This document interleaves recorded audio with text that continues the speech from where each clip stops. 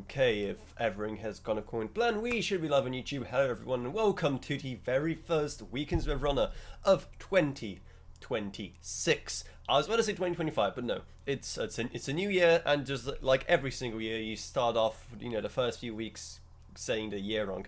And of course, it's the very first show after CES 2026 as well. Came back a couple of days ago, amazing show as usual, and also huge thanks to, Geekom and Haven and AlphaCore for making it happen. And obviously, I think we need to talk about what happened. It was a weird show. It was a crazy show as always, lots of great stuff, and also a lot of the usual kind of AI nonsense, really. So many just products trying to push AI, but this year was, I think, a bit different. There was so much more pressure, I want to say, on them. I think the best example of the kind of fear I think that is starting to slowly appear is what's been happening at the Nvidia keynote. So right before the Nvidia keynote, they were playing the pre-show on the screens while we were waiting, and they were just talking about how it's not a bubble, how it's different this time, how it's not a bubble because look how much people are investing, as if that is somehow that is not an indicator. They were saying that it's not a bubble because there's so much being invested in infrastructure. That is not a good reason, and I don't know who they are fooling by saying that. But I think my best part is that they weren't even saying the bubble; they were just calling it the B word. It was so dumb. It was so ridiculous. But overall, it feels like this time around there was so much more emphasis on companies trying to actually justify AI stuff, and other companies were starting to clear a bit. Stay a bit clear from it. Then there are other companies, which we'll get in a second, that went even more into it in slightly obnoxious ways. So I'm going to show you some of that in a second. But for now, I think let's just kind of do a bit of a show and tell, really. There's like so much awesome stuff that they were showing off and giving away at the show. First off, one thing I really wanted to see is what at the Samsung press conference they were giving away these awesome little like tiger keychains, whatever. I just love it because I mean, come on, just look at it. Oh, and just notice it says the first look behind it. It's insane how much branding they did for this event, from everything on location to the fact they invited like some K-pop band I've never heard of before to literally just appear for 5 seconds in the live stream just waving. They didn't even say anything, they just kind of waved, and then in the after party area they appeared for like 5 seconds to like just pose for some photos, not with people but just for the professional photographers from Samsung that were there, and that's it. And like again, all of these little things that they specifically did just for this event, it's very weird. It was a very weird event. I'm going to get to that in a second. I was wondering also what this is, because at first it just looked like it's going to be one of those Asian good luck charms, the ones we're talking about, the kind of rectangular ones that kind of look like a tea bag. But no, I have no idea what this is. It kind of looks like a scarf, not a scarf, a tie, but it is way too small to be a tie. So I have no idea. Maybe it's one of those like kind of like mini things you put around your neck, kind of like this. The one I'm talking about, the ones that kind of very popular in France or whatever. But no, there's no instructions on either, so I just have to figure it out. But yeah, I'm genuinely surprised how much branding, they're like special pens and everything just for this event. And the thing about the event is that it was just weird. I mean, it was very much just to kind of set the tone for what the year is going to be like for them. I'm pretty sure. Let me just quickly switch over. Yeah. So the first look thing, it really felt like it was just there to set the tone for what 2026 is going to be like for Samsung. In terms of big announcements, there was the micro RGB TV, with a 130-inch one, which is a really cool showstopper. It was like a big highlight for a lot of people. Like the reaction from the crowd was amazing. I'm not sure how much you heard in the live stream, but just the reaction from the crowd was insane. But in terms of like really, really big new things, obviously they're saving the S26 for the like Galaxy unpack, whatever we're going to have most likely later in January. But again, there was nothing. The weirdest part about the whole thing was still to me the trifle situation. Because you'd think, especially how much Samsung really take pride in the foldables, that this next generation, this next big leap, is going to have some pomp and ceremony around it. And it had this huge big opportunity, even kind of the logo, you kind of imagine, you know, with the kind of the door and kind of the angles, it was kind of like maybe teasing it, but no. First we had just a press release online, that's it, that was how they announced it. And then there was nothing. There was literally nothing about it at the show. We basically just, prior to the show, we walked into like a special influencer lounge area, the creator lounge area, and it was just there, lying on a table for you to play around with. There was a bit of like a booth setup where you can maybe like record in peace, but that's it. There was like no hype, nothing. And you'd think that it would be a huge thing that they would try to promote. So it's very weird. I'm still extremely confused by how Samsung have handled it. I am very curious as to what exactly the logic is, because it's just bizarre. It's absolutely bizarre. But I'm no, you know, Samsung marketing expert. They probably have the reasons. I'm just extremely curious what those reasons are, because why just leave it there instead of giving any kind of mention in it? I'm certainly going to get it unpacked, but why not now? And again, why in the end would they spend so much preparing this event, hyping this event, making, you know, special things that only the people who attended the event got, only for an event that didn't really showcase too much that was groundbreaking? Like, I don't get it. It was more just of a mission statement of more AI everywhere. But that's the thing. That's another thing about that Samsung presentation. It was probably one of the most tamer ones, which is kind of a sad thing.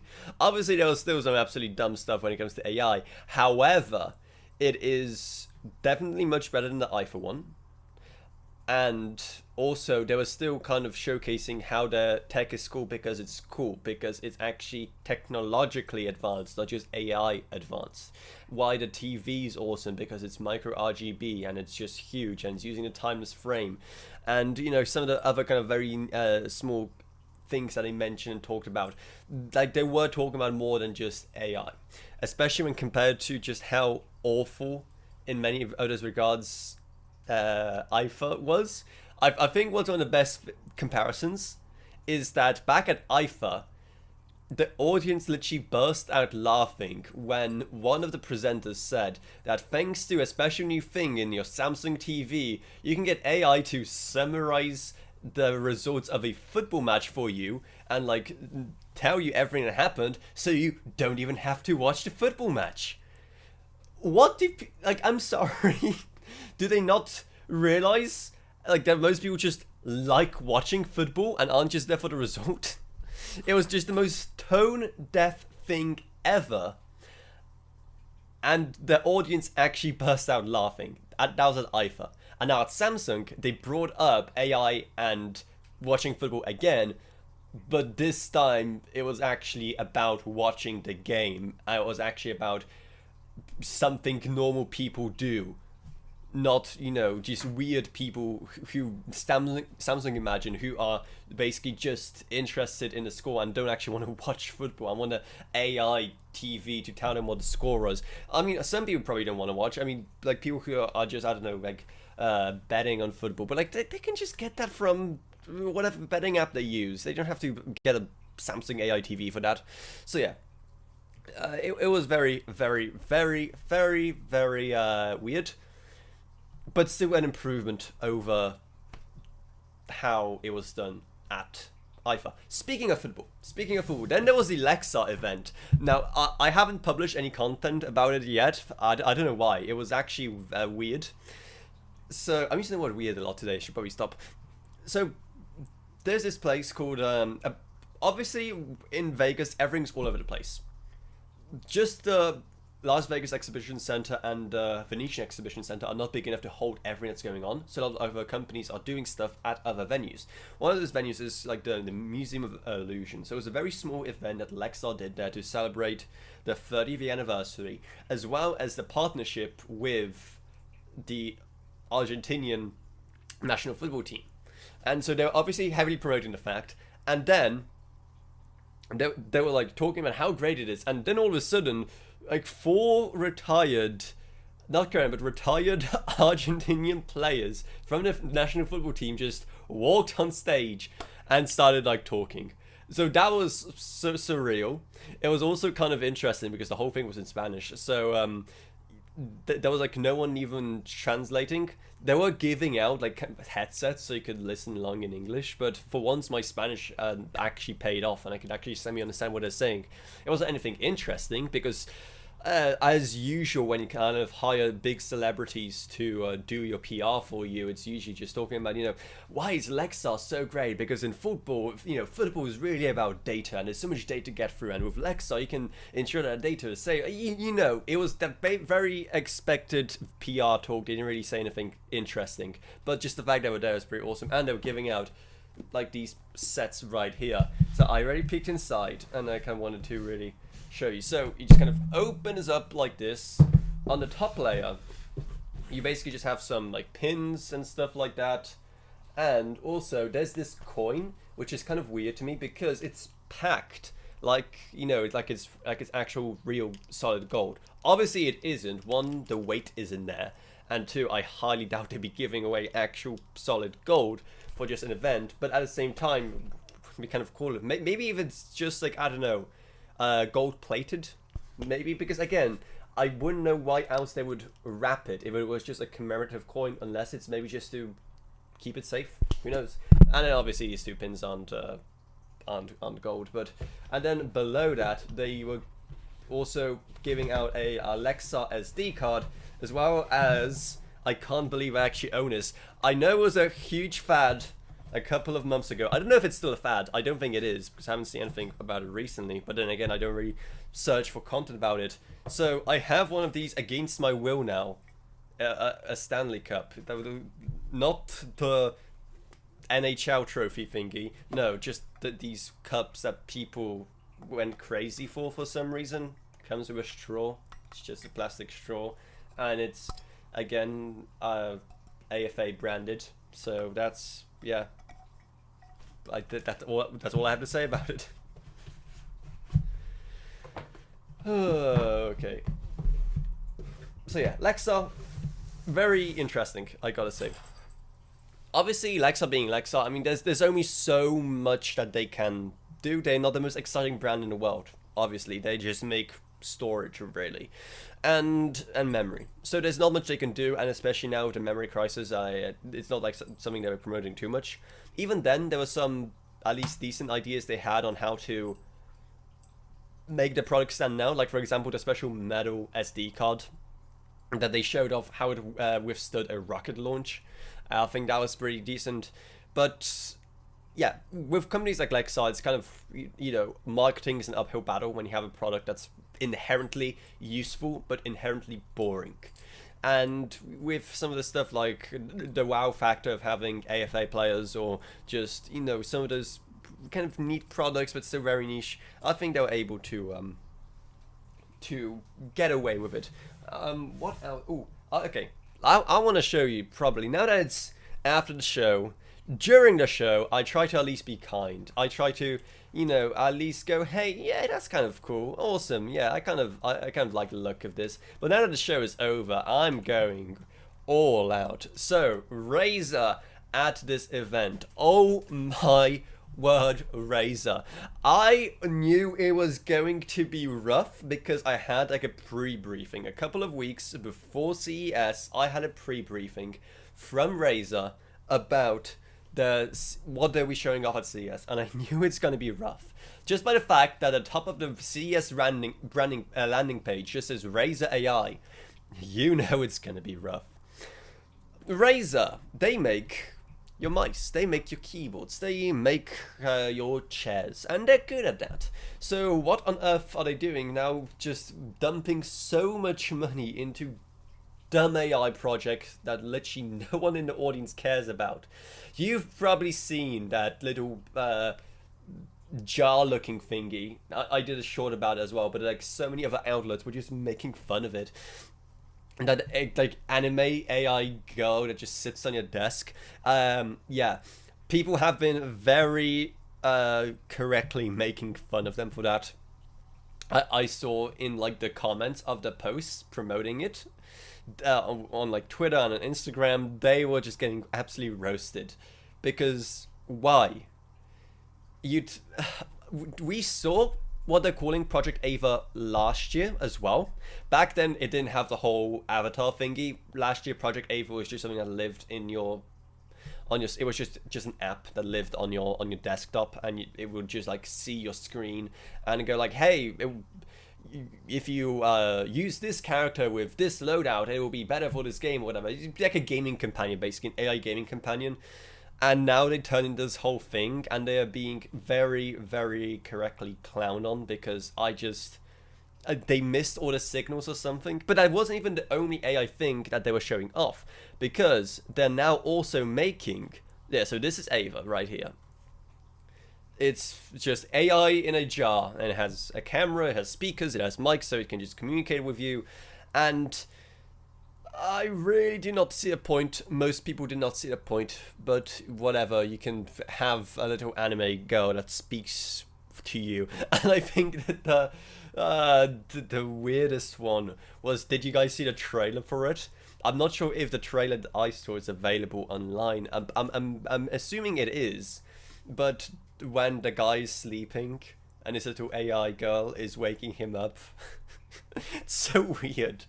Some people will be into it, I know, and some people will absolutely love this idea. I'm not one of those people. But they also have two other kind of AI things. So one, they had Project Motoko, which I think I said Makoto a couple of times by accident because it's just a weird name. So they had Project Motoko.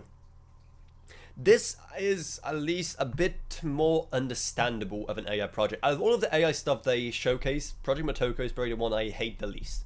And that's because it's taking the concept of smart glasses and doing something different, making smart speakers, smart headphones instead. Now, obviously, as someone who wears glasses and can literally not see anything without them, I obviously approve that, because it would be so expensive to get proper prescription glasses, prescription lenses fitted in any kind of smart glasses. So it's taking that and it's doing it in a different form factor. Obviously, because they're headphones, you have much better audio because most smart glasses just kind of like have the what's it called, like bone conductive audio, whatever. So you have much better audio, you have much better battery life because the surface area is much bigger, and you just have much bigger surface area for your cameras and everything else. So it is in many ways a better form factor. You lose out on the form factor. You lose out on the fact that you have like stuff happening in front of you. You lose out on the whole AR thing and XR thing. But in many ways, it is a greater form factor in that regard. And they kind of showcase a couple of demos how the kind of the AI works and how it's AI agnostic, so you can make it work with like whatever AI model you want. So I do kind of like it on the concept level of trying to do smart glasses, but in a different, just a different variant. On that, I agree with. That is something I think that was a cool experiment. And it's a project, and even though a lot of the things that they call projects, kind of like Project Medicine underneath here, which is really, really cool, or like Project Ariel last year, which I really, really loved, they're not really coming. This, Project Motoko, is actually a product you're going to try and sell, because obviously it's AI, so obviously you can try and sell it. It's kind of like this year, and I'm really, really curious as to what the sales will be like. And then they also did all of the workstations for AI data centers, like not data centers, but like basically a home and small business, maybe to medium business AI solution. So basically you can have a standalone system on a rack like this, and it's just a PC with most likely some like RTX or like high-end NVIDIA cards for AI acceleration. So again, they just do system integration for AI PCs now. It's nothing too interesting there. And yeah, that is about it. I had yet another AI thing. It's like it's another company doing it. From what I understood, it's Tense Torrent, so it's a completely different company, completely separate thing from Razer. But Razer just did a chassis for it, from what I understand, and it's again just a very small little AI accelerator, kind of similar in dimensions to something like a DJX Spark or whatever. And that's about it. So yeah, Razer was very no one really cared about what Razer was doing, apart from maybe Project Madison. There was a lot of there was a very strong negative reaction to Razer this year, I feel like, and again, I feel it's not an earned.